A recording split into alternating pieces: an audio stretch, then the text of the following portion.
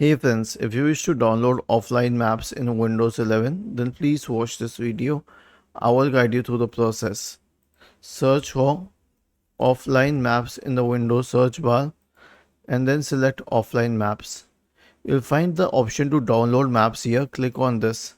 You can select the continent, for example, it's Asia, and then you can select the country.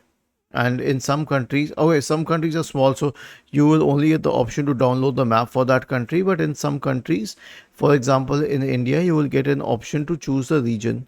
So you can choose the region. Let's say I wish to choose this region.